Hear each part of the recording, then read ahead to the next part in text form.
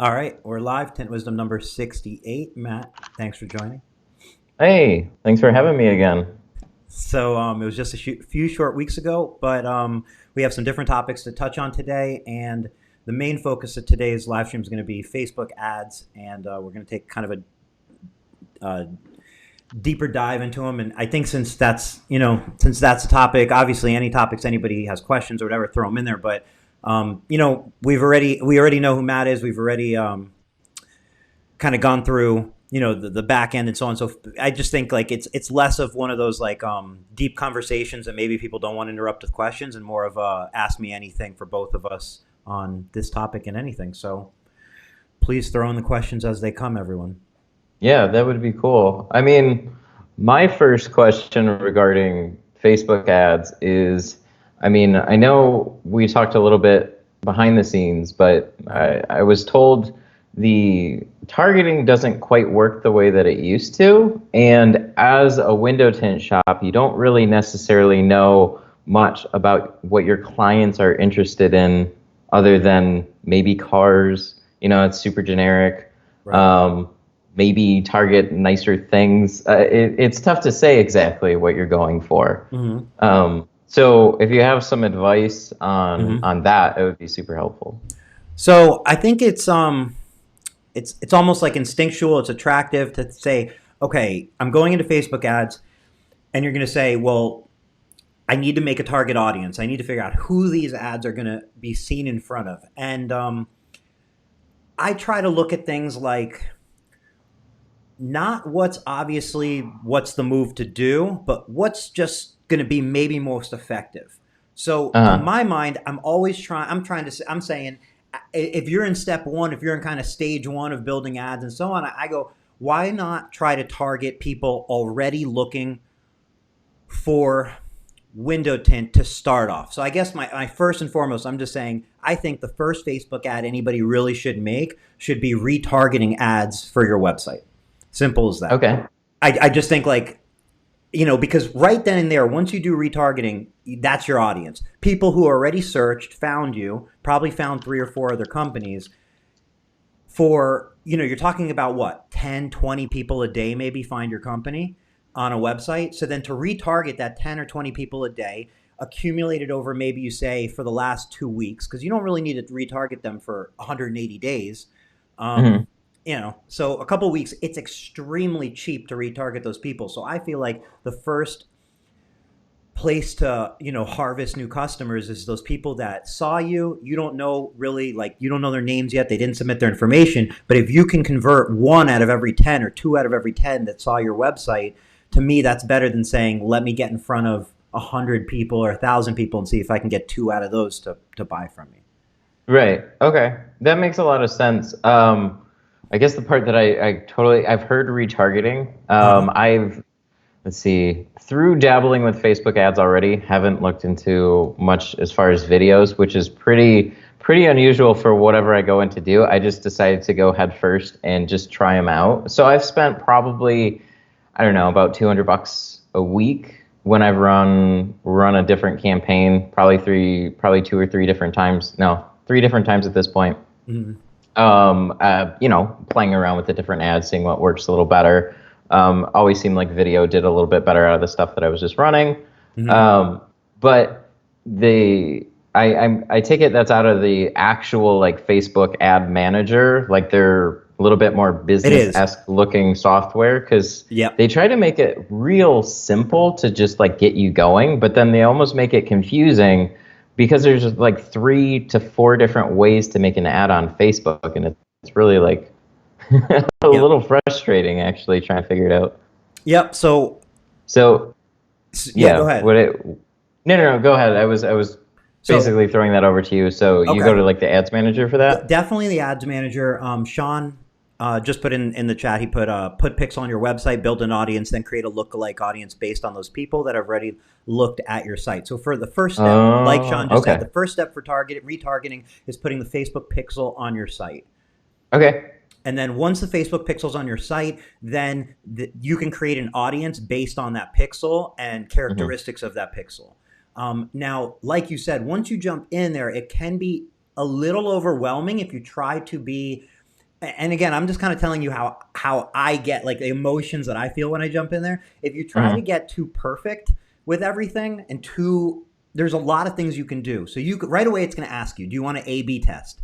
And in my opinion, Hmm. no, you don't want to start by A/B testing. For the beginning, why don't you start by A testing? Because you know what I mean? Because once you start A/B testing, now there's so many variables. So try to keep it simple, and that's why I think what Sean just said is simply retarget the people who are coming to your site, then build a lookalike audience So based on that, those people, and let Facebook do its thing. And that's a great kind of like easy way to get in there. It's tricky when you're building an audience for something like window tinting. And you know, I'd love to follow up with McCoy on this because I feel like, the more I thought about it, the more I say I wanted to dive deeper into when he says he builds an audience on a window tinting page. To me, people I understand that people will follow a window tinting page because you have car enthusiasts, you have, if you post like, nice cars and so on, you're going to get people who like the car aspect of it, like maybe like car apps, you love seeing the new cars. Like I know I love RDB in LA because they're putting out, badass car apps and so on.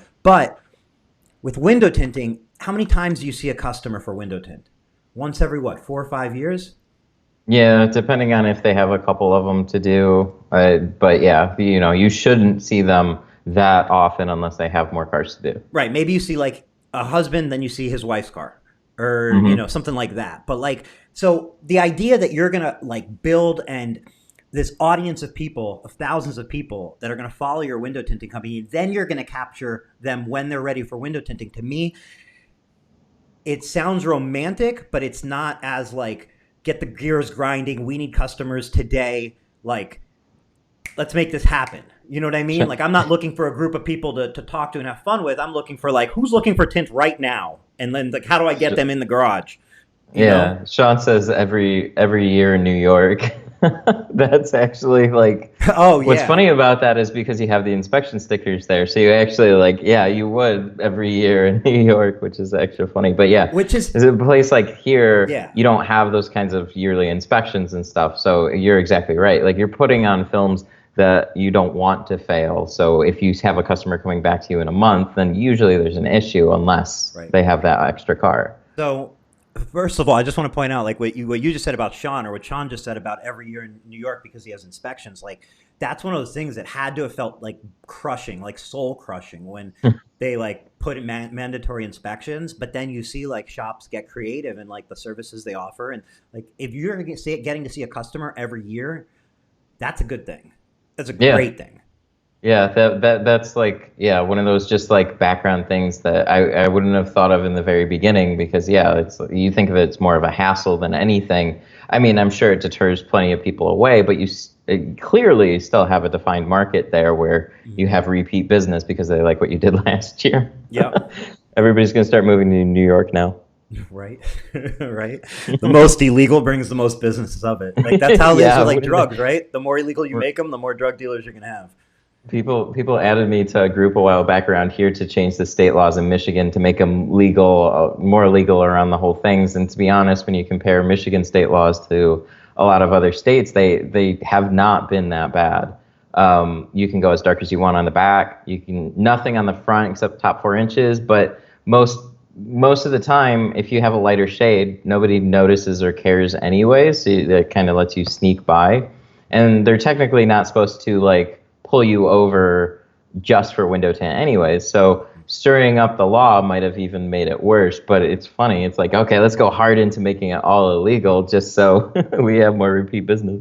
Yeah, and I mean California, like California's to me, it feels super illegal. Like the way it's like, it has to be clear on the front windows, like clear, clear. There's no like 35 or anything. It's like clear, clear on the front windows, clear, clear on the Oh, windshield. really? Yeah, and like to me, California seems like kind of like a no nonsense type of state when it comes to stuff like that. But then from real life experience, I think the cops have better things to do, and everyone gets window tint, and it's not actually a problem. So it's kind of Hmm. interesting. Like, you know, Yeah, I've noticed as long as the rule of thumb, like you can always catch a cop on a bad day, but rule of thumb is always like, just don't try and stand out too bad. Like if you have a flashy sports car and you do a bunch of stuff to it, yeah, you're going to be more of a target than the Right. guy with an Explorer with some Or light windows on the front or if you've something got a like that. Nissan So Altima with like a loud muffler and dark tinted windows, then you know what I mean? yeah, Or like, yeah, you're telling them to look at you at that point. You want the attention, but yeah, you got to be careful. yeah. So jumping back into Facebook audiences, there are some audiences that I think are fun to play around with. There are so there's there's a couple ways that I think there's like hacks to getting good audiences, and one of them is there's audiences where you can say like people who purchased a new car recently. So that's actually an audience. So like if you pick that as an audience and you target that audience with an ad specifically to, did you just get a new car? Well, Uh-huh. do you have window tint on that car? And like Yeah. that whole did you just get a new car, and you're showing it to people who just got a new car, like I feel like in ads that's sort of like, yes I did. You Yeah. automatically feel included and attached to that ad, and you know they're talking to you. Uh-huh. So I think that's like definitely just like one category if you're looking to or like target people on Facebook using not like using an audience beyond just retargeting. I think one place to start is, people who just bought a car for flat glass. There's life events like just purchased a new home. Oh, yeah, that's a good So one. those are actual like sortable, ways to target people on there. I So think you go ahead. Oh, sorry. Sorry, I just went to YouTube. I think YouTube's down right now, which is really weird. Sorry. I was trying to share something, but yeah. Sorry, I got distracted. No, no worries. So The little yeah, the little basically what you were saying earlier with the Facebook pixel, make a lookalike audience, and then whittle that down to retarget them on Facebook. That to me makes perfect sense. I wish I saw just basically a summary of that when I was going into this, because it makes perfect sense. You know how you can kind of like be looking around at a lot of different videos and information, and then mhm. it's just like the one obvious thing that's just like, oh yeah, that I want to do that. Like that to me is what that is right there. That Yep. makes sense. I'm going to do that literally right after this. Yep. And what it does is a lot of people, just because you retarget them, they become under the assumption that you're everywhere. I'm seeing you everywhere now. You must be the shop to go to. Mhm. Especially if some of those posts that you make retargeting your customers aren't just ads, but they're just like, hey, look at this car we just completed. Hey, look at this other car we just completed. Like you don't have to say, it doesn't have to be like a graphic ad. It could be like super cell phony, like real deal, like, hey, here's an F-150 we just completed, and so on.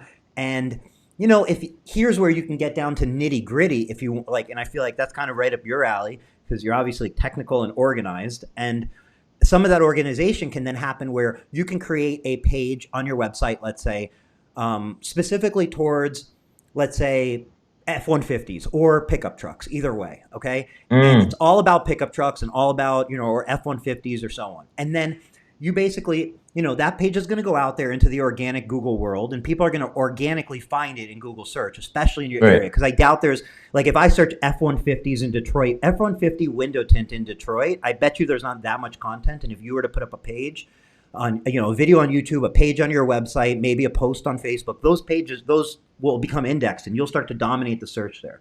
And if you then retarget people who go to that page on your website with ads specifically of F-150s that you've done, Mhm. you're going to start to see a crazy conversion. And you do that with like Dodge Chargers, and like if you start hitting that micro down going into like, and you're talking about spending pennies and converting those into customers versus trying to go broad and spend 50 or $100 and see what comes in. You're spending pennies and you're converting every single person that ever finds you.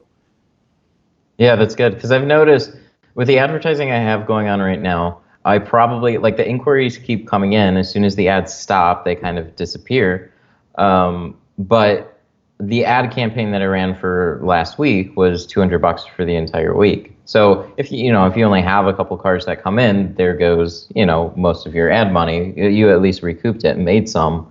But the lower you can get that cost, for sure, the better. Yeah, that's really cool. So kind of free hack I would say is just so everybody knows on Facebook. So like a completely free little tip is like not free for me. What I'm saying is free for you to execute. Yeah.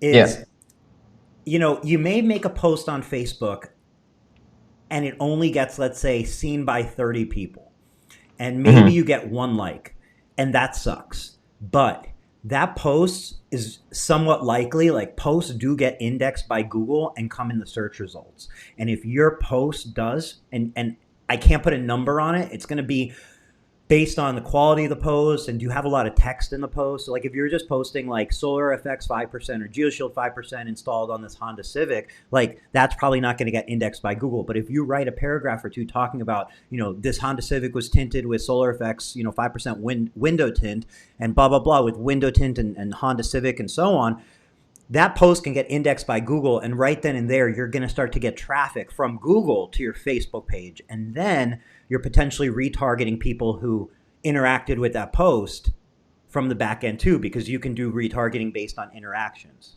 Okay. No, So that's good. free I ended posts, up. I'm sorry, free Sorry. posts on Facebook, it's worth doing. It's not about Okay. like one a day. It's about like, can you do five in a day?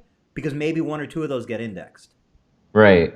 No, that makes a lot of sense. So, and I'll periodically check Google. I'll switch over to like anonymous mode and check in my area, just retyping in, common search terms, see where things pop up. And there's definitely like what I've noticed with mine, because a lot of the stuff is going right onto YouTube through my live streams. I'm at least completely dominating the video section in my Killing. area. Killing. And Yeah. do they come There's up in the nobody Google else. search itself, not just on YouTube, but in Google search? Yep, it's Google search. Whenever it wants to Right. show up videos, it's literally just a long list of just me. Yeah. Nobody, What nobody else. what do you think that does? And then like Yeah. Patrick just put in here, I'd love to work just on trucks all day, no shrinking and just lick them and stick them. Well, you can do that by overwhelming the internet with content of you installing tint on trucks. You'll get more I trucks. yeah, I don't think it's a coincidence that like one of my earlier cars was an Audi, and then I got another Audi, and then I got a BMW, and then I got a Cadillac, and now I got literally like a CT6, and then I got an XT6, and it's just kind of like, Lays this off. is Yeah. interesting. Yeah, and they were all like carbon jobs, which is really fucking cool. Hmm. So super happy about that. Yep. And then what you were saying about putting the pictures and stuff on your website is I've tried to do that. Hmm. I periodically will add a bunch, and I've also been making dedicated pages for basically like, so I have like a gallery right off the beginning. It's Sure. primarily just pictures, shows off the work, and then you click on it, you get some more pictures, and then you get the full video live stream and some text on the side, at least about what was going on it. Just some like keywords and stuff that would hopefully pop up a little bit better. But you can actually like, it's for me, it's a portfolio of what I've done. Yep.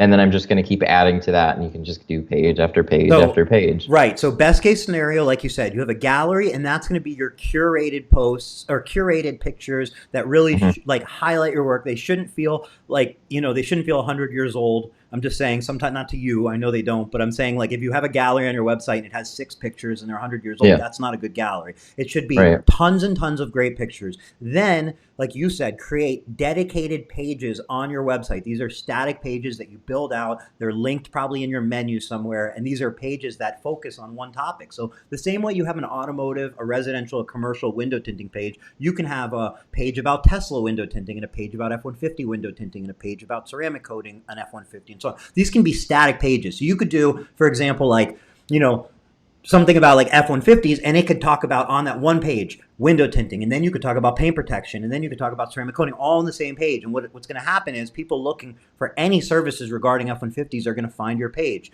Then the Uh-huh. third layer of that is now, as you're doing F-150s, start creating blog posts and make each project a blog post. And those are going to be Oh quick. yeah. You're going to type quick. You're going to embed a video, maybe put some pictures, a couple of captions. Maybe they're not going to be the best pictures. Maybe it's not going to be the best looking F-150. Maybe it's a little rusty or whatever. It doesn't matter.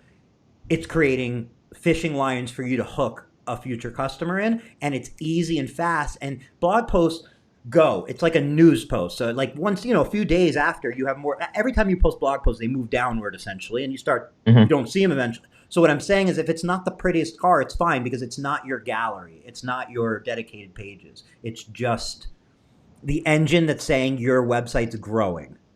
Exactly. Most of the time, I mean, you could get easily caught up in trying to make sure everything looks super well. But most people aren't looking at what you're doing anyways. So, and most people are scrolling through. So when you have something that looks like, I don't know, halfway crappy, like they're on to the next thing already. Yeah. So most of the time they don't pay attention to where it even comes from. So you're your own worst critic on all that kind of stuff. So 100%. You don't even know what people are looking at or like thinking. Like they may look at a page and you focused on the colors of something and some box and like they scrolled past that. They never saw it, clicked off. Like people don't. mhm.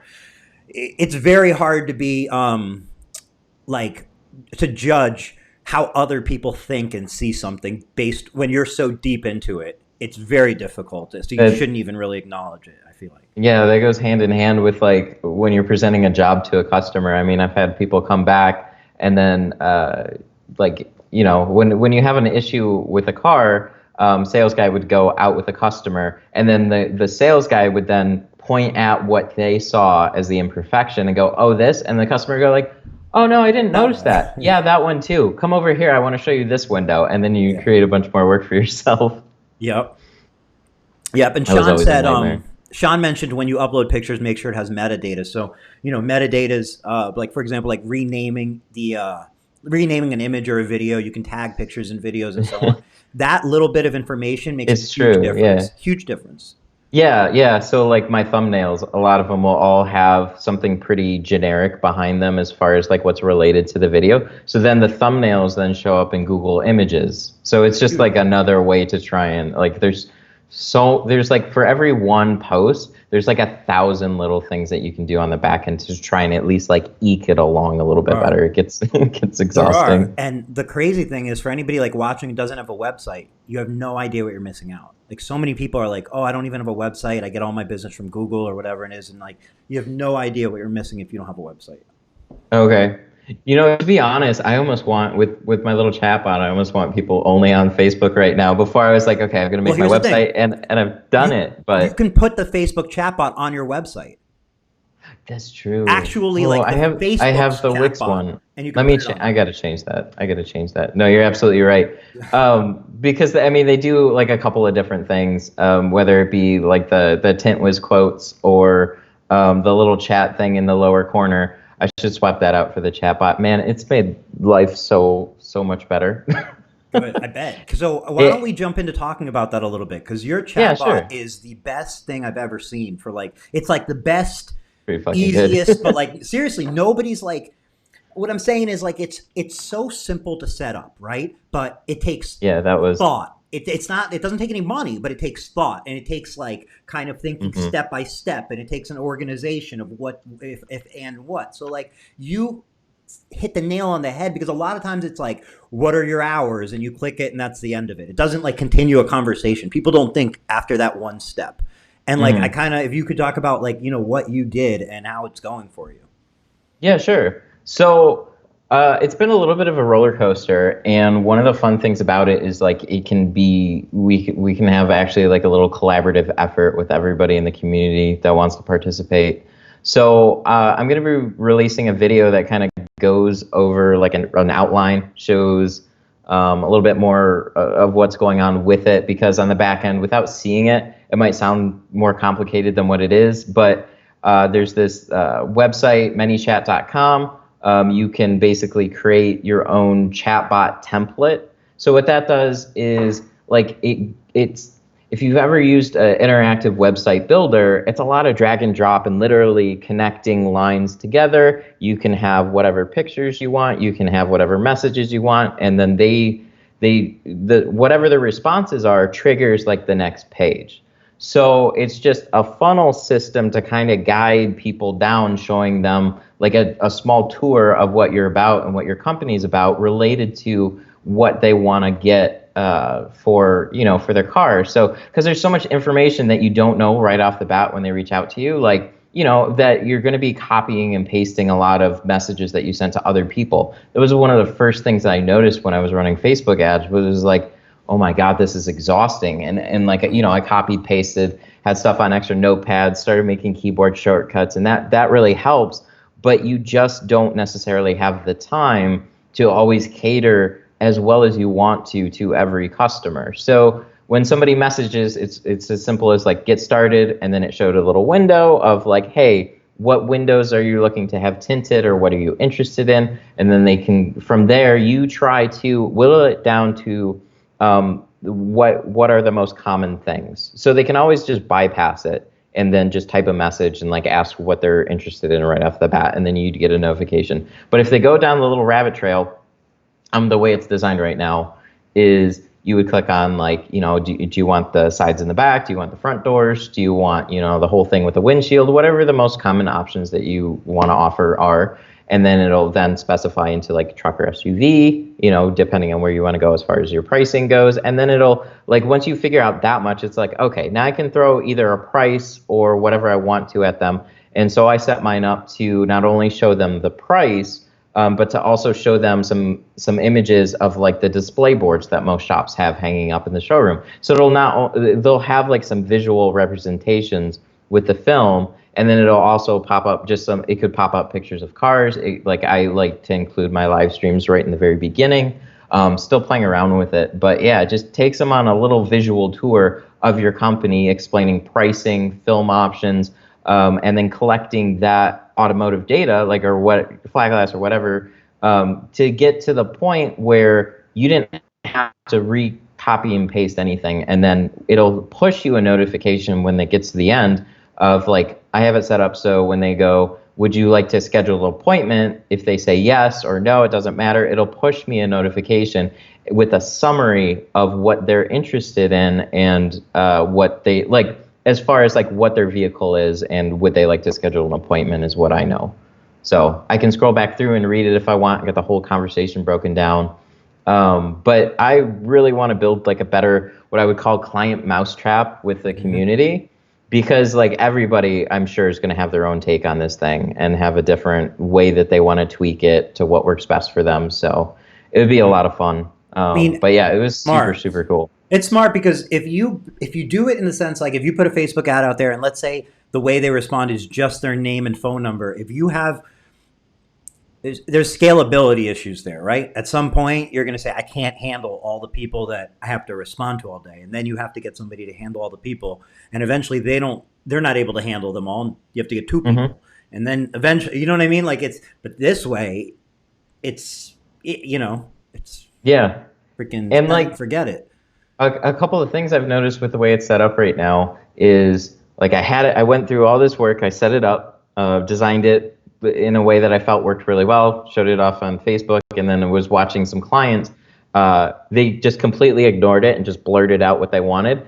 I didn't land a single one of those clients, but I noticed everyone that took the time to go through that little trail was my client. And then they were the ones that were booking without it being an issue. And I was just like, holy shit, this might just be an interesting way of weeding out different types of customers that you don't even, you kind of have a sense like, oh, maybe they're just price shopping. Maybe they're just super impulsive. I'm not saying that you wouldn't land any of those people, but like, it was just really interesting, the clear difference between those people. Oh, and I feel like there's for sure people who look at it and click off of it. And like, that's what it is, but it doesn't matter. Like you're never going to get 100%, but which group do you want to get and how do you get them? And that's all that matters, right? Yeah, I was really happy. It's just like right off the bat, the type of clients that I was starting to get, I didn't know if I'd have to work myself up over time. And I'm sure, more will come with time, better clients or whatever. But like just in the beginning, it was like already I'm starting to land $300, $400 carbon jobs right out of here. Oh. And like, dude, that's awesome. You can do it from anywhere. So really, really encouraging right off the bat. So Patrick put in the chat, kind of off topic, but the Tint Off is rescheduled for January 12th through the 14th. Oh, so, I just saw that, yeah. Yeah, Tint Off is rescheduled. It'll still be in Orlando, but it won't be in September. It'll be in January, the 12th through the 14th. Think you'll make it? What's January look like for you? I hope so. But me and my wife were just talking about it. We're going to have, at that point, a 2-month-old. Well, congratulations.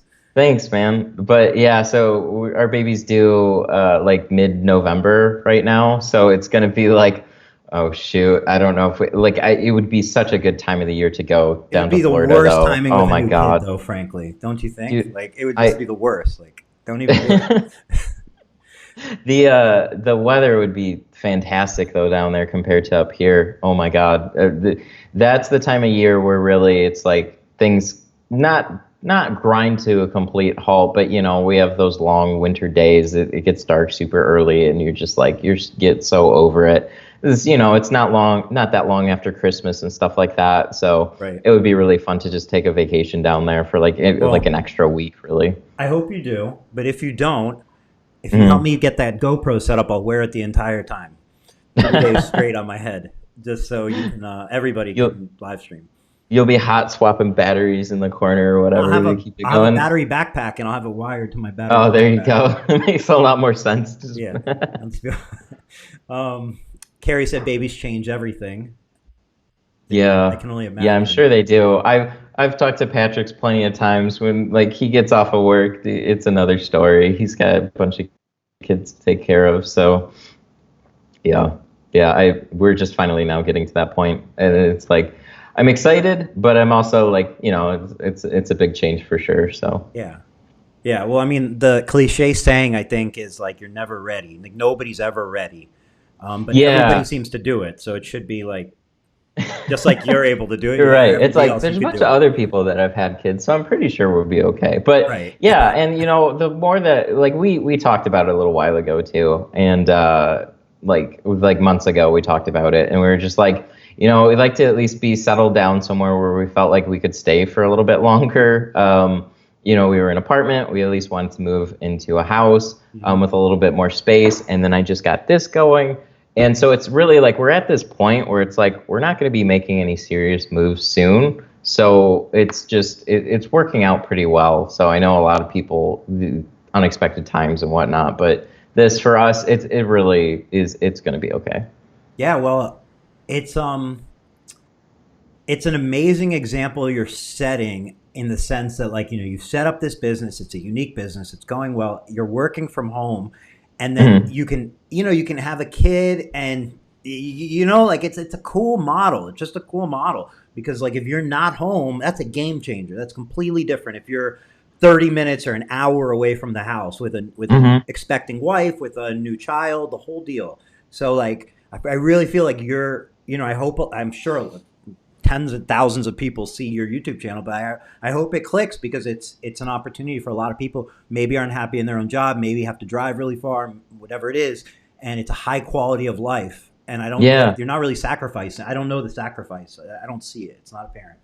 No, it was intentionally set up this way. I don't know. I've never wanted to necessarily set up my own full blown shop because it seems like you either go hard now into a lot of services, and I know you don't have to. There's some that can be window tinting specific, but just like from my experience in my area, you either pick up a couple of businesses or you go really hard into offering more than just window tinting and like be like a little bit of an encompassing place that offers a little range of services around window tinting like PPF, vinyl work and stuff like that. And then you bring in some extra employees and it's a lot of extra work.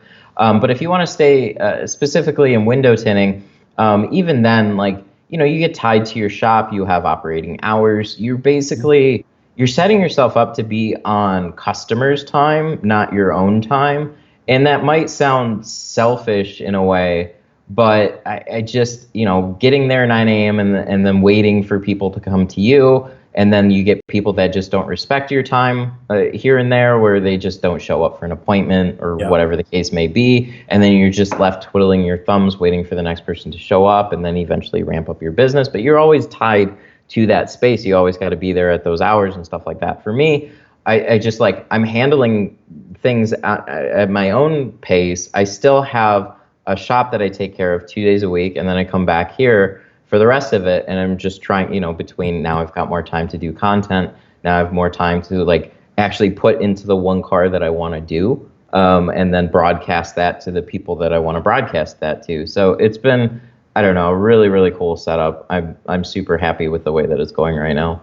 Yeah, and it's like a perfect opposite, like the of like what you just said, where you open a shop and you just then you're like, oh, I need to add more services, or you're like, well, I have to handle more customers, or people are banging Right. down my door, and like when you said like maybe it's a little selfish to be on your time, well, you trying to be on your time is then squeezing out a better service for a certain type of customer who wants to be on like like they respect your time and you respect their time. So I'm imagining that there's never a scenario where you have three customers waiting for you while you finish Mm. another car to get to their car and so on. That never happens. And that's probably one of the No. biggest annoyances of getting your windows tinted is if you go for an appointment, you got to sit there for 4 hours.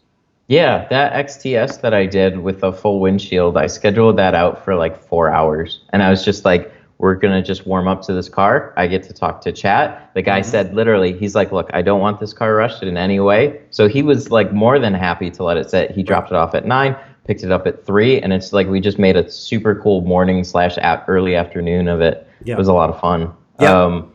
But that's, yeah, that's the way I like. And earlier on, I never really thought that was much of a possibility, because I was raised around automotive accessory companies and seeing mechanic shops, and everybody has a shop and they pull in cars, and that's what they do. That's the way things are done. Right. But I've always like kept my eye open on other things. I've always questioned a lot of what is done and why is it done that way, and are there different ways or better ways to do basically absolutely everything that you do. I try to go with what works best, but with that creative angle where you can kind of just, and then, as live streaming started to pick up, as we started, the channel starts picking up a little bit more, but I noticed this really good connection with my community when we went live and stuff like that. So I really wanted to do something Yeah. that facilitated that a lot more. And I like, even in big, nice shops, I still haven't had that opportunity. So it's like I literally have to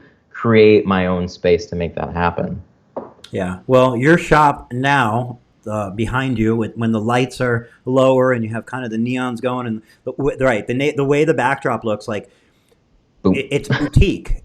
It's absolutely boutique. And for anybody who comes across it online, I feel like once they see it, it's going to be hard to unsee it and go with a shop. Mhm. Once you know how much care Matt takes of the installation and it's streamed and how much time he takes and so on, and there's no rush, and you know that you're doing it, it's hard to then, if you care about your car, put it in just some random person's that you don't even know what the person and that's a business too. There's nothing wrong with that. But this is an Mhm. example of doing it a different way, it just gives a different result. Simple as that. Yeah. And it's a different value for a customer. And you're going to naturally attract customers, I think, that are a good fit for you.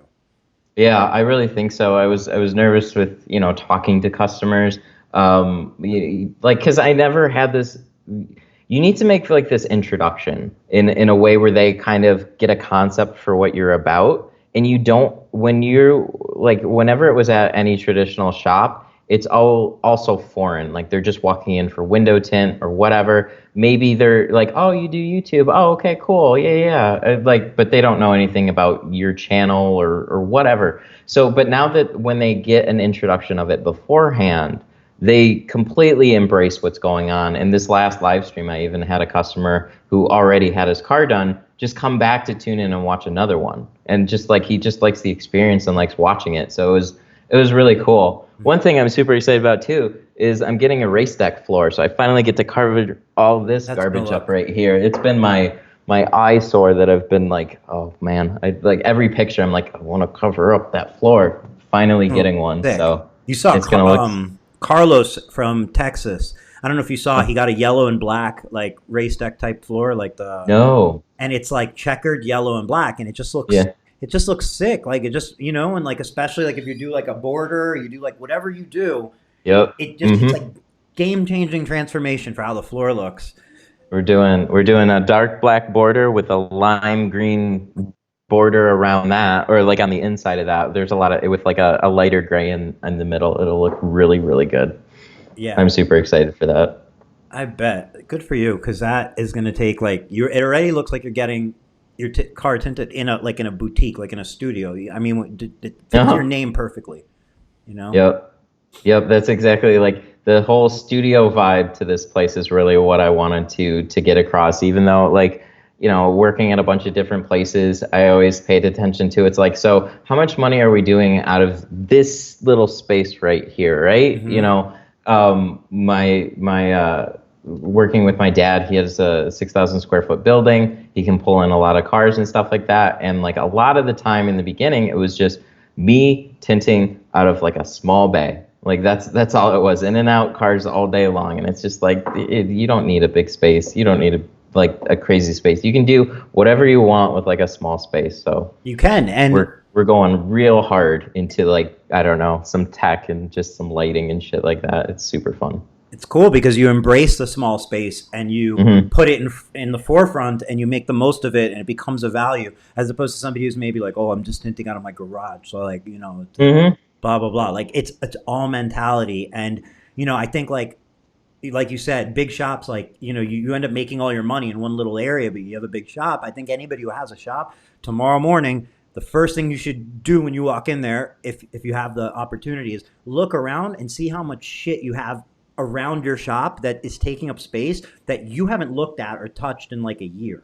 And if you haven't touched that shit in a year and it's on shelves and you pack stuff up, get rid of all that shit and use the space. And if you don't use it, at least it's empty.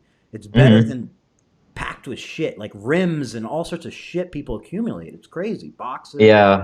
Yeah, one of my rules with this place is like, there's some stuff on the floors over here, but as we're getting into things, the floor is lava. So we're trying to like put everything up on the walls, but in a cool way where it's almost on display. So like the fact that GeoShield has those pretty boxes back there, man, because I was using Avery and they had colorful boxes too.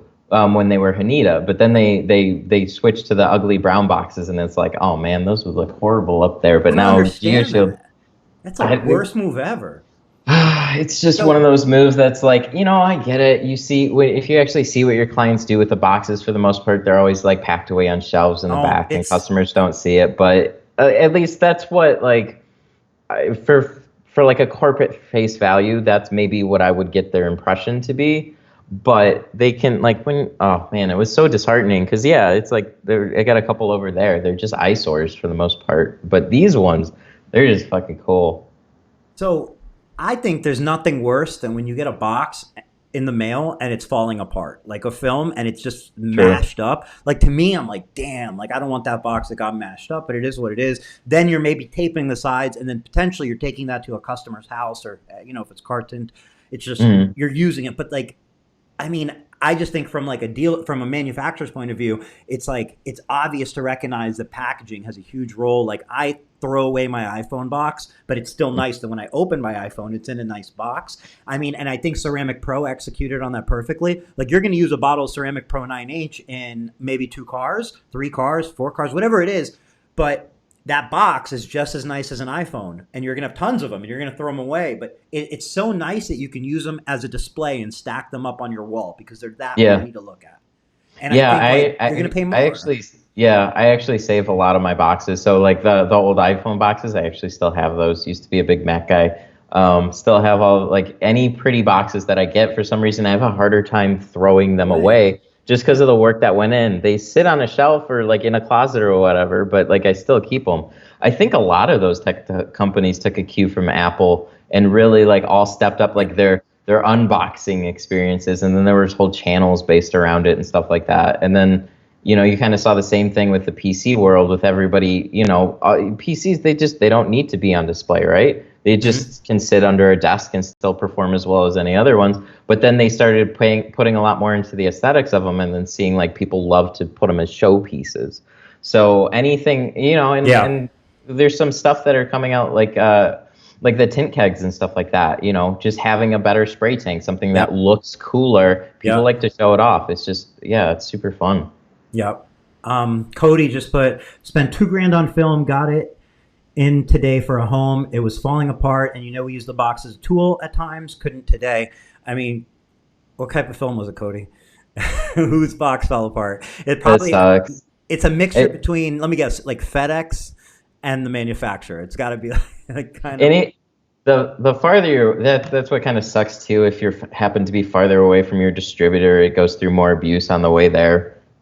I know some of them would wrap like the whole things up in plastic so that they would turn in nice, but I get it. I talked to Burns about their boxes. They just cost more money to even put together. So they're Right. like their Not bottom right. line is just higher on their film in general, just so that you can put pretty boxes up If on the wall if if you that happen to ever want if to. that nice box costs, let's call it $10 more.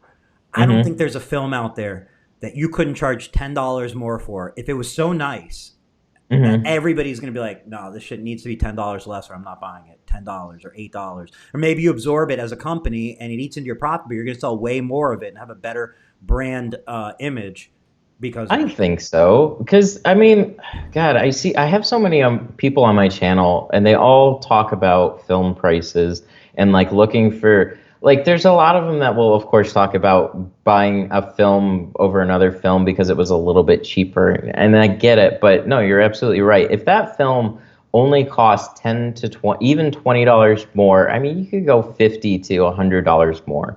And then when you break that film roll down per car, dude, you always end up way higher at Yep. the end of it. You just got to Yep. charge for it.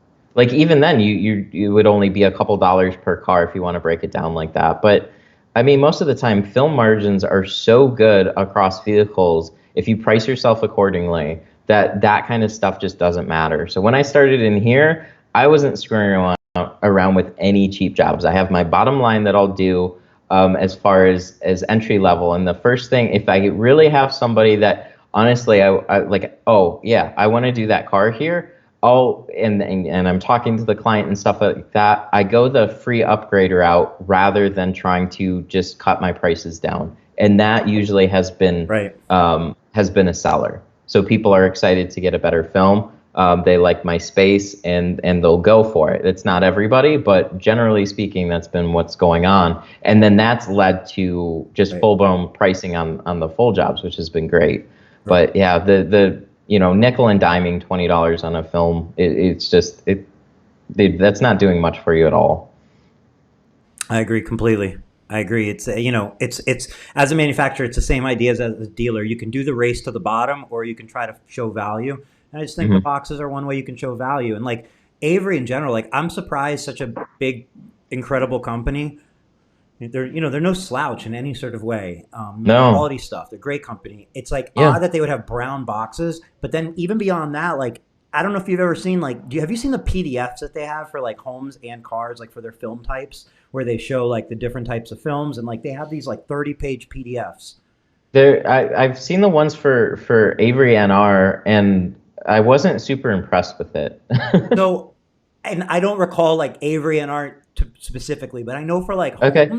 for like homes, they stand out to me. Like the home PDFs that like I've come across are like 30, 40 pages. To me, they Uh-huh. actually lay out like they're really nice. So like Oh, that's I think cool. they lay out like what a customer's looking for in like big, easy to read text that is like you understand like what tint does for your home. And like the thing is, I used to sell plenty of Hanita Tech, and I guess maybe that was the problem. It wasn't Avery or what, because I know it was. But my point being, like, I never saw paper versions of these. But these would have been. Like, I just feel like these printed out would be incredible to hand a customer. So, like, if we're talking about how manufacturers can spend more money on their film, like, if hmm I'm selling you a box of film, okay, Yeah. you must have found a use for this film, right? So maybe I can build in sell. I'm going to send you a box of film, and I'm going to send you a box of marketing material for that film, so you can use that to sell another box of film. Yeah. And Yeah, like absolutely. they kind of do that with like a co-op. Some companies do it with a co-op, but that's still relying on you to order it. If I'm the film company, I'm going to send you samples with the box that I sell, and I'm going to send you samples of another film, so that you can start selling another film too, and like Right. booklets and anything that they can give their customers. And all the little extras and stuff like that. Yeah, even stuff that you could give out to the customers. That all adds up, but like it all adds up in a good way. Like it just makes you Mm-hmm. stand out. Yeah, Yep. somebody in the chat said Solar Effects boxes, and I know they've stood out from having like a bunch of extras and stuff like that. I think I saw them have like energy drinks and like branded glass cleaners and stuff like that. That's the kind of extras. Those are really Well, cool. and you think, okay, yeah, it's going to cost more per box, right? But if you start hmm factoring in like what are the costs of having salespeople that have to go like push your film down dealers' throats sometimes to get them to carry your film, like what's the cost of that? That's true. So if you're using it to like supplement something like that, it makes a lot more sense. And in this day and age, like just with all the extra little marketing things that you can do, I mean, honestly, there's a couple of things that I want to, I got to talk to GeoShield about as far as the pamphlets goes, because I think between the differences of the way that the C2 one looks versus the Pro Nano, I want to actually get them to design it in a way that looks better in like a text format, in like a social media format. So when somebody gets it, it's like, the clear points are right there. There's just a few things. Overall, it looks really good, but it's more for like a display. But I think we could do some things that'll format it a little bit better for like my type of purposes and stuff like that. And really kind of like, I don't know. When you start to do that and you start to show other people, then it starts the wheels turning. I think of a lot of companies, and maybe we'll see some pickup just in general. Yeah. So that would be really helpful. Yeah, because I feel like I know there's still a place for reps, for manufacturer reps in the industry. Of course, there's a place. Of course, there's a huge amount of tint dealers that are used to having a rep and they want that sort of attention and so on. But I just feel like that's, at the end of the day, kind of like a dying. It's going to be less and less. It's not going to be more and more. And communication online between dealers and manufacturers is going to be the more and more. And like, I just feel like manufacturers have to figure out the ways they can add value and reach customers directly, their customers, which are the tint shops, versus not investing that and it still being so much of an effort of men on the street, or men or women, but like people on the street. It's such a cold hard sell. It's really difficult because most of the time, speaking of personal experience, when reps would come in, they would always seem to come in on bad days. Like, not necessarily that I was like having a hard time with cars, but just, things are happening and you don't necessarily have a lot of time, but then they drove all the way there and then they only have so much time to stay there with your shop, and then they drop off some samples or whatever, and then they're on their way. They maybe have a few minutes to talk to you, but most of them are not actual tinters either. So then you also feel very sold to, and there's, it's a rough type of thing. Eventually, I think it starts to pay off, but I think it would just pay off as much as sending them samples and having good marketing material and having a good reputation, because like most of the time, most people don't seem to want to change film brands until they run into a significant issue, whether that be the film starts getting wavy, you start seeing failures, or you can't get your film on time or something like that. When you start running into issues like that, then you start browsing around, and that's when those reps really start to make their money back. But yeah, overall, it's something that's a little bit, I think a little outdated. I'd agree. I mean, like you said, there's going to be people are going to switch film failures and so on, but like, let's just take film failures out of there and assume that like the good companies aren't going to have like significant film failures, for the most part.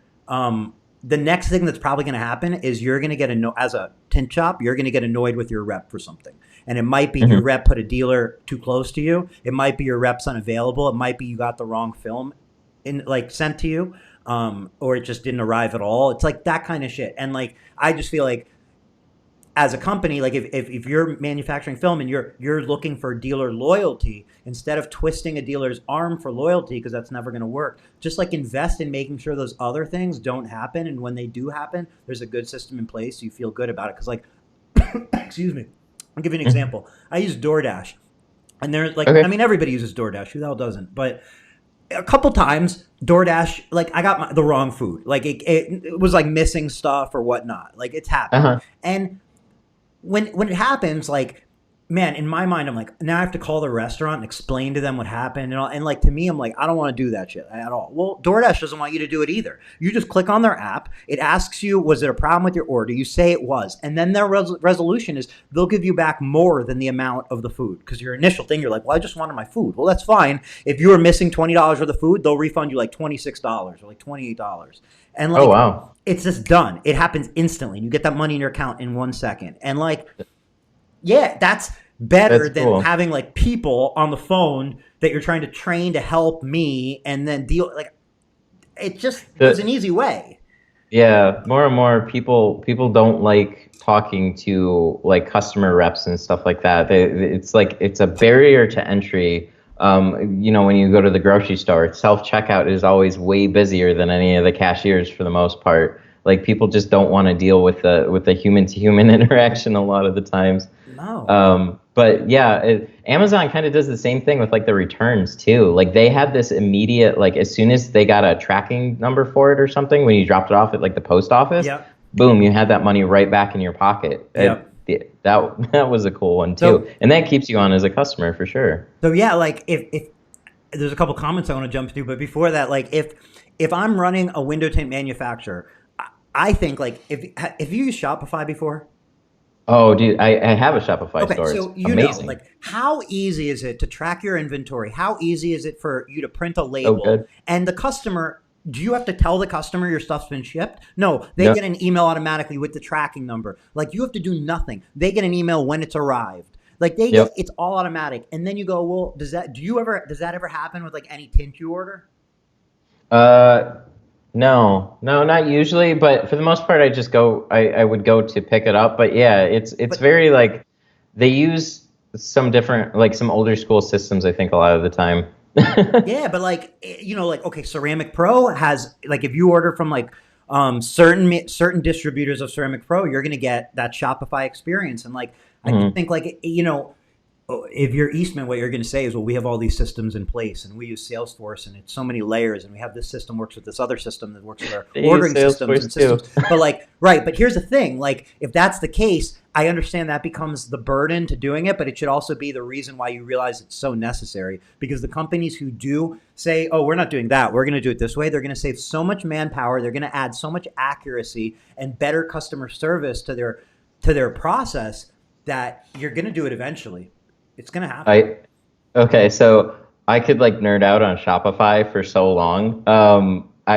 I've dealt with I haven't dealt with a lot of e-commerce platforms, but I have dealt a lot with WordPress. And we had WooCommerce there, and just the way that it was set up was painfully annoying because when I wanted to set up shipping, it Mhm. wouldn't like I had to find a third-party shipping app. And then when I finally paid for that and set that all up, and then went through like 2 days of trying to figure out the different packages and the weights, and then Mhm. trying to like I ran into technical difficulties trying to pull real time estimates from carriers and stuff like that. I got to this point where like it was finally set up, and then it was disconnected from the actual label, buying a label and then printing the label. So Mhm. then I had to copy and paste everything into a whole nother software, but I didn't find that out to the end. And then I switched over to Shopify when I relaunched GlassAid, and dude, it has just been on point. Easy. They take care of Fast. so many Yep. things, including just like, okay, here's your store template. You have a bunch of them to pick from, and you can change them pretty much anytime you want. Mhm. And then it was just like they send the customer an email. They were compiling an email list for me. Mhm. And then I learned about some abandoned cart checkout Mhm. rates, which it then sends them a follow-up email if Yep. they've abandoned the cart but put in their like information in some way, shape, or form. It automatically just did that shit for me. And I was just like, Yep. the fuck? And then they get a confirmation that it was a tracking number when it's on the way. When it's been delivered, they get another email as soon as it's Yep. been delivered. Like it's been Yep. crazy, and it's And so if snappy. And and if you call, like, I mean, I don't want to put companies on blast, but how many tin companies do that? Instead, you call customer service, you ask what you want, they ask you what again, then they repeat it to you. Hopefully, it's right. Then they hopefully, what card do you want to charge today? and And then you hope that it comes, and like it's so silly.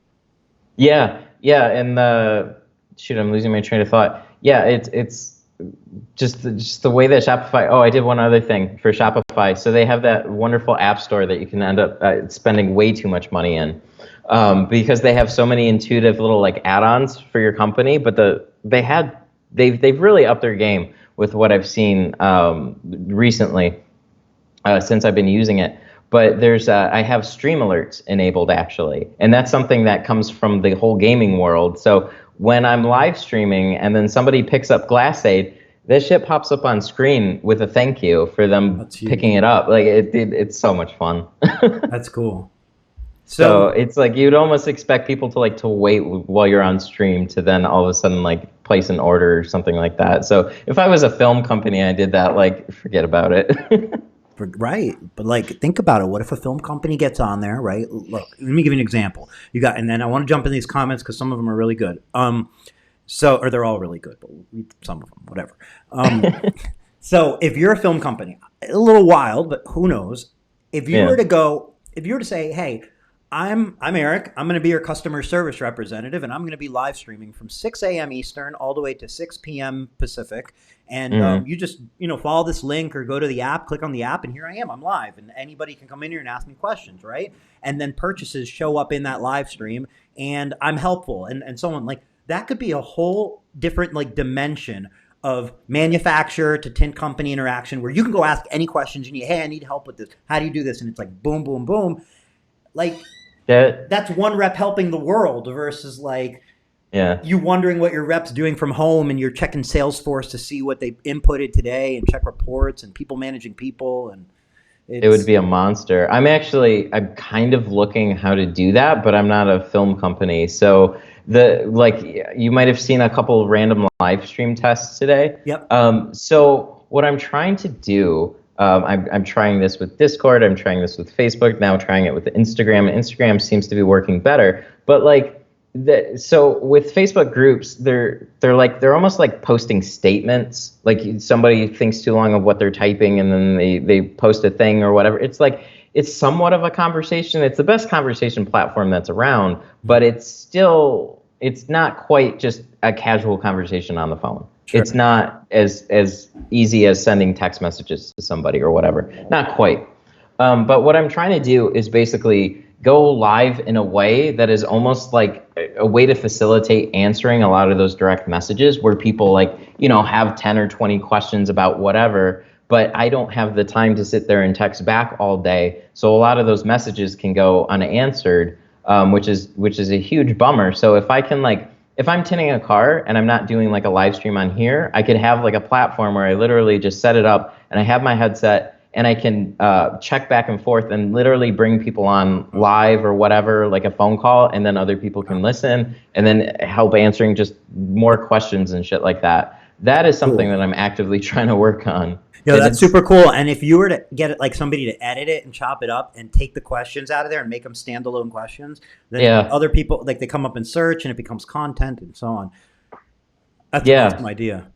Yeah, just being able to like jump on or see somebody that's like, hey, I have a question about that car, or I don't know how many people ask me about bubbles and stuff like that, and it's like I either have a video, but more and more people want the answers here and they want it now, and if they can't find it within the few seconds of searching, the person that is there to answer those questions will like absolutely win the business or whatever. Like you have to almost make yourself on demand for them in a sense, but like I want to do it in a way that actually makes sense. Like when I can, be at work or whatever, tinting a car and then just pop on live and like, oh yeah, come on live and then we can talk about it. Like that would be super fun. I agree. And So eventually, once like when like maybe me as a customer has like VR headset on, and I like join you in your studio and to ask you a question, and then you're kind of like tinting and talking to me, and I'm with you walking around the car. oh, that'd be funny. Coming. Yeah, right. Like who knows where it could actually go. I've had a couple of people ask me about like doing live one-on-one video chat training in some type of way, and I'm like, they were actually coming out with more ideas than I were as far as like, yeah, you could basically just have a car as a template. That would be enough to help me out. Like even though it's not the specific car, it would be enough. And it's like, oh, okay, cool. Maybe we have to do something like that. Hmm. So, So. Matt Piazza said 44 Tools has live chat if there's questions, and 44 Mhm. Tools I think is like definitely on the ahead of things. Like they run a great e-commerce site, they run a great social media site. Like they're Do a good they? example. I'm curious. Do they like? So I know a lot of tool sites do, like Tint does too. But do like? I mean, as specific as you have a problem with like a car, like could they be as specific as something like that? Like I'm sure it's not quite I the feel same as like having like a live tinner answering questions, so but 44 Tools, and I haven't used their live chat, so if anybody has, please put it in there. But 44 Tools, in Yeah. my understanding, has an auto spa tied to it as well. So they have an auto spa. Again, just my understanding, the building Hmm. is an auto spa and it's a tool company. So to me, that's cool because you're probably interacting with people who know all the services and the tools.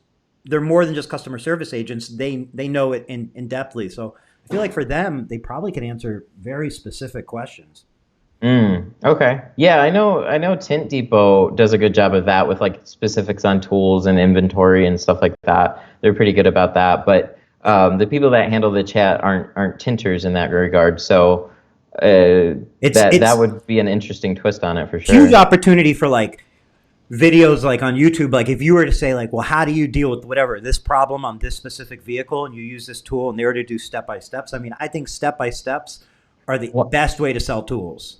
Why aren't there videos on most tools It's on crazy. sites? Okay, it's That crazy. to me is insane. Crazy. Let me push it a little further. Why aren't there like, well, it's just something that I guess I came across in personal experience where I was like, why doesn't this exist? But like when I was doing a lot of like printing graphics, like commercial graphics, like Okay. there's so much different media and different like you could look at a graphic on a window and go, okay, I see that, but like how did you make that? What materials? What did you have to layer and order? What is that? Is that a solvent? Is that a latex and so on? And what I'm saying is like there should be, simple as like, hey, that's window perf. This is what you need to print window perf. You need a printer, you need the perf, maybe you need laminate. This is the tool you need to install it. You can do it dry, you can do it wet. These are the advantages and so on. And if I'm looking at that, I'm going to go, I'm trying to get into window graphics.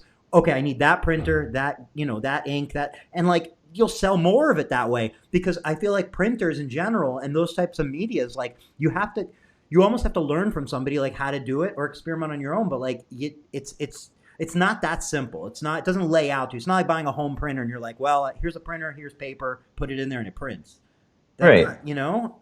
But Yeah, just having a clear-cut tutorial on how you did like the cool image that's on your own website for like a graphic or something like that. Yeah, exactly. Like there's so many of these tools where you don't really know what they're like until you feel them, but even having some sort of visual cue of them laid out in a row and then somebody bending them in a way or just like talking about them or showing use cases and stuff like that, there's like none of that. no, and you still see on Facebook all day long, every day, like how do you tint this, like Subaru, whatever, like how do you, and like if you're a tool company and you're like showing that, like I was looking the other day, unrelated to window film, how to like get rid of mold from under a sink, like in cabinets, and like the guy goes through it and he's like, there's different type of molds, this and that, and then the next thing you know, he has a spray and he's like, this is a spray that's the best one I found, and I'm like, I'm buying that shit. Like that's it. I Yeah, that's don't it. even know. Like it's probably a commercial for his company. I don't know, but it seems to solve the problem. I'm done.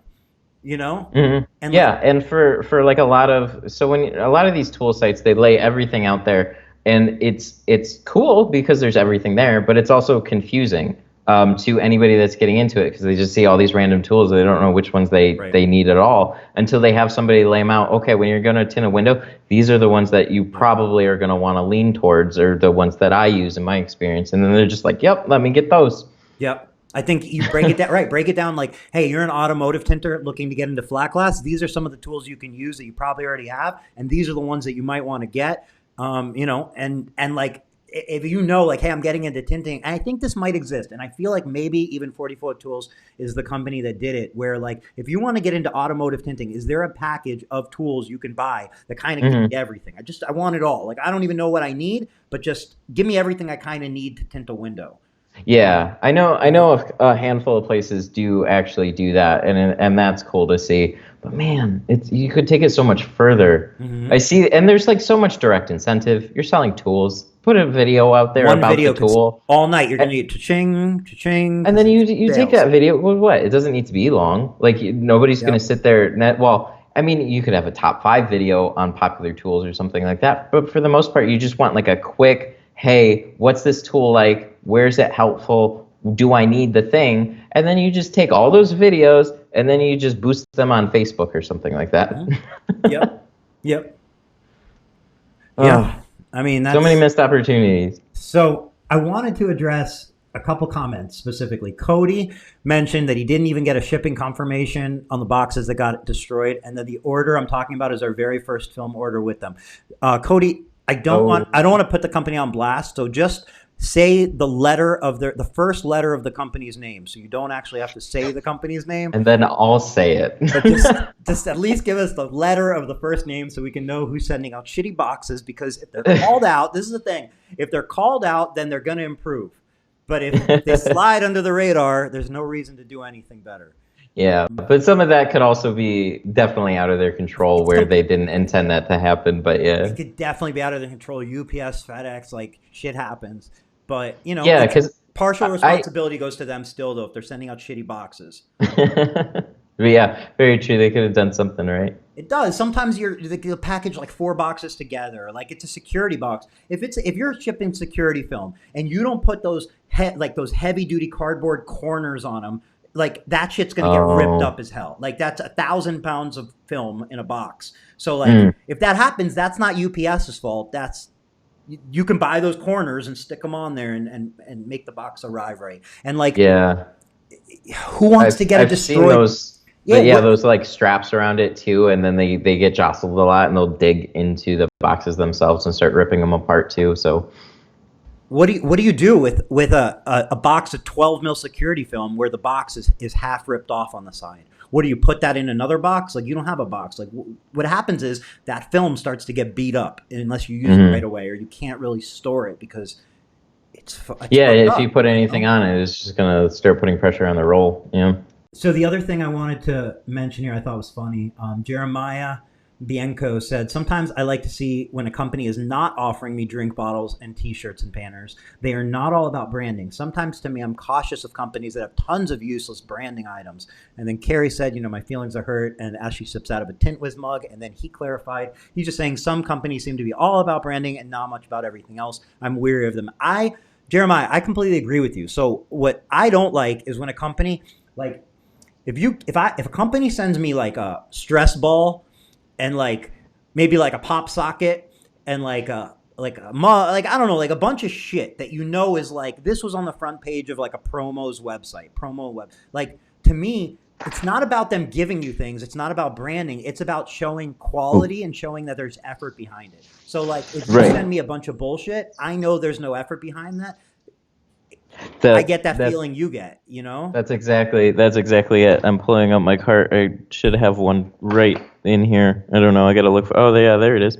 Yeah, perfect example right here. It's the effort that you put into it. I think is really what it comes down to, because you have a lot of like print on demand places, and you Yeah. can just scroll through a quick catalog. Yep, click, put my logo on that. Put my logo on that. Put my logo on that. And people can see through that. Like, sure, you're gonna appreciate it on some level, but like when you see your logo on a pen, there's Yep. 1,000 other Yep. companies that are doing the exact same thing. But when you integrate your branding with something that people like, Hmm. dude, holy shit, that's next level stuff. I don't know how many people. I actually talked to to Jay about a little bit of the manufacturing of those. Holy shit, there was some effort that went into that. He made it happen. And Oh my Jay's the god. owner of TriEdge, and like, he made it happen. He would call me and he'd go, "Hey man, we're having some trouble with the printing, blah blah blah." And I'm just like thinking in my head, like, no problem, like it's not a big deal. But by the end of his sentence, he was like, "But we think we have it figured out."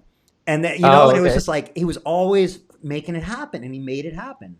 Yeah, you had to like sponge a primer onto it and then print it and then give it dry. Oh my God, the work that went into every single one of those is just insane. And then Patrick Yep. with the I hit myself in the face with the dry shrink prep bags Yep. too. Like it's just, and then they had the pretty labels on it, and it's just like with that attention to detail on a collaborative product is really really cool. Hey, it comes down to like if you're sending people things, like either they're gonna find value in it, or like if they're not, at least they should see you care. Like at least like so Hmm. if you don't put any effort into it, like they're receiving something that has no effort put into it, that you're gonna transfer that no effort into the no excitement when you get it. It's that simple. Yeah.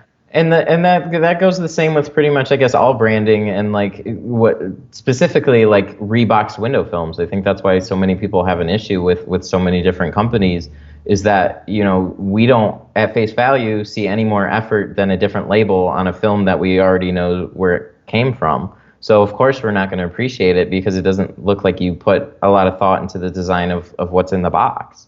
So if you can find a way to illustrate that, make it apparent, or at the very least teach people how to install your own film, I mean, that would speak a lot more than just trying to cold hard sell me on whatever you have in that box.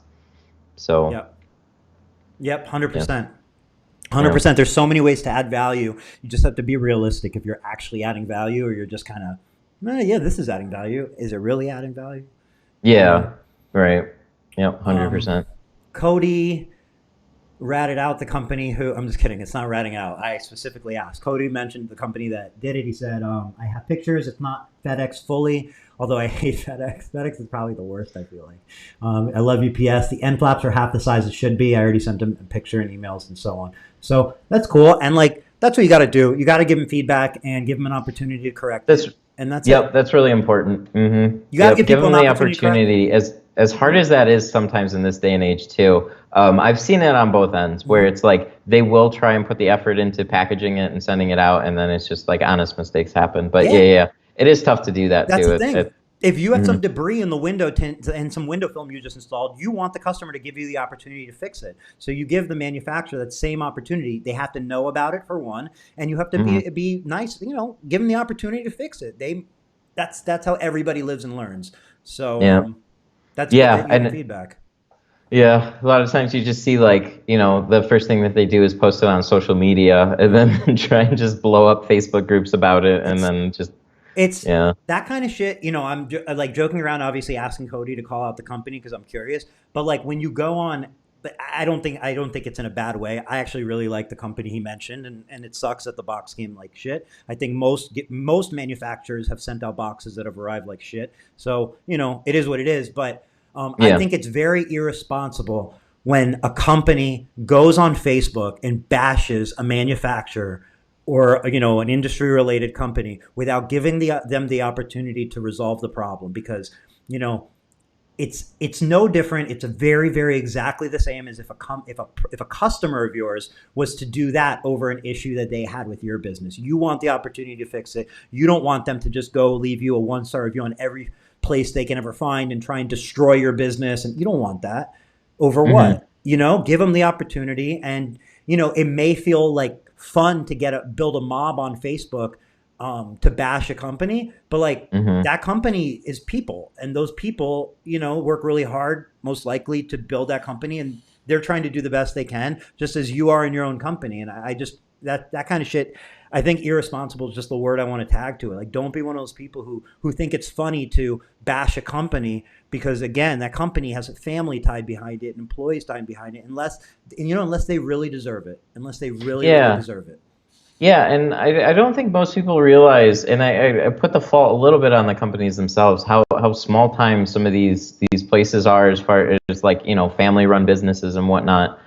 There's definitely a lot of that in this industry, and I didn't even realize to the extent, shoot, at this point I think it's probably like 2 or 3 years ago, but I've been tinting for like 11 years now, and I didn't find out until like literally like 3 years ago they did a live stream like back when United was doing a lot of live streams with like industry business owners and stuff like that, and that was like Fusion. I didn't realize that they were just a small time operation in the US. You know, I Yep. thought that was literally the name of the handle, and it didn't go much farther than that.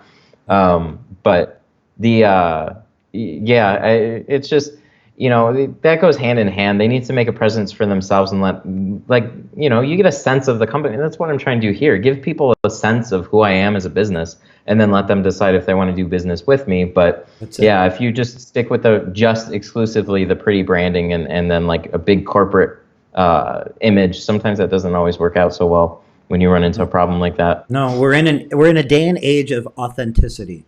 And you know, you have to put your best foot forward, your authentic foot forward. You have to be the best you can be. And you know, you're not going to fool anybody these days. Like you're going to attract people by being the best and by doing Hmm. things that people are attracted to. Hmm. not by trying to tell them otherwise or hide or scream and shout with ads and whatnot. Hmm. Um, so Oh, Jesus. Okay, I'm I'm gonna gonna put the bring this comment on one the to screen and then light. I'll let you take it away. Go ahead. Okay, yeah, I can handle this.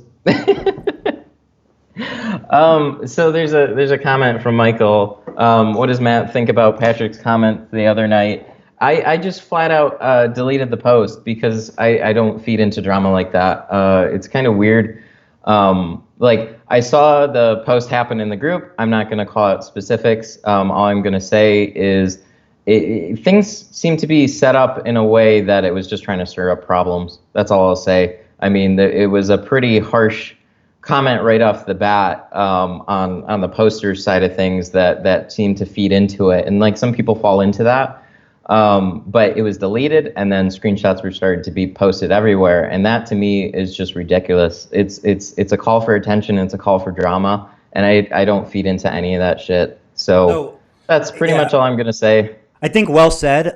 In the sense, like, look, I didn't see the whole post. I saw screenshots of bits of it afterwards that were shared.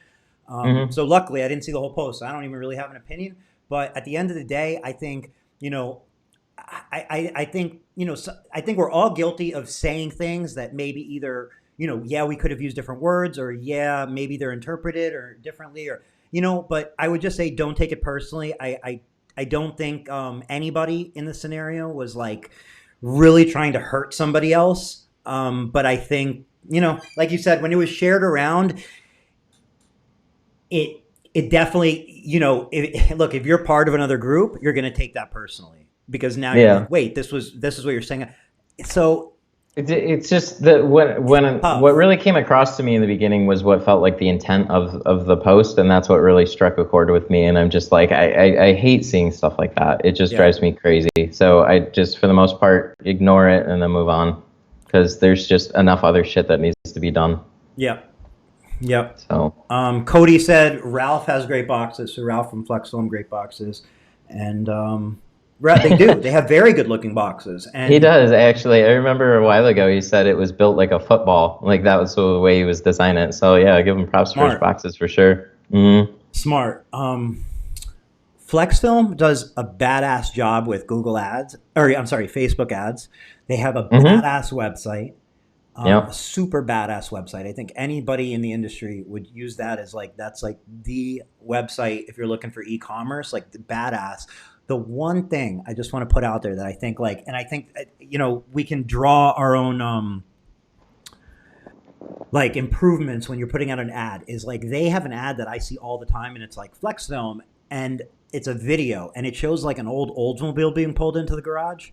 Uh-huh. It's like an old Cutlass and it just Yeah. like their visual, like their pictures, their ad, everything is fucking perfect. I feel like they do such a great job. But then you're showing me an old Cutlass and I feel like I'm seeing a video from 1980, even so it's not. But the car is from 1980. So like I just get that car out of there and I think you fucking That nailed it. one, that one's a total bragging rights for window tinters. If you can tint that one, then it's like I don't know, for a lot of old school guys that means a lot. So that's why that one would be Got there it. and strike a chord with certain people. That makes sense. And I didn't see. I'm looking at it. I think But more of a consumer, like seeing it from the consumer end, and not the industry. But if I yeah. see it on a 2020 car, I'm like, Mhm. damn, that's current. If I see it on something old, I'm like, well, is this still stuff being used? But I know it is. But I'm just saying. Yeah, you definitely can't argue with any other branding for the most part. The website is pretty on point. Like they're Very on pretty on point. top of social media and stuff like that. I got a few gripes, but like it's just company at face value. Yeah, they put out a really good image, and it showed it very early on. They stirred up. I think they caused the whole heat box craze for sure. Like it was just showing people a better way to sell film, and at the end of the day, that's what we're all trying to do is Yeah. find a better way to do all of this. Yep. And if you're one of those people who, for any reason, don't like that brand or don't like the person behind that, like if you're one of those kind of, because people get riled up and they're like, anti this and that, I say this: look for all the positive because there's no doubt that brand has a lot going for it, and the gentleman behind that brand, Ralph, like he's been on Tint Wizdom a few times. Like Mhm. he's definitely a smart guy. He definitely knows a lot, and he's definitely an innovator, and he's pushed a lot of things forward. And I think when you see something like that, it's better to position yourself to say, I want to learn from all the great things that this person's done, than say, I'm going to be reminded of something I didn't like that happened or I read or something like that. You don't really gain much if you're like, well, this film failed or he didn't cover a warranty once or whatever it is. I just feel like to me that's kind of a losing situation to focus on. Whereas like I would Mhm. be like, hey, what's this guy doing next? Because he's done a lot ahead of the curve, you know? Right. Yeah. Yeah. And it's that kind of stuff is really inspiring to see. I mean, you don't get enough of that in this industry. You see a lot of other places, they're being very creative with collaborations and stuff like that.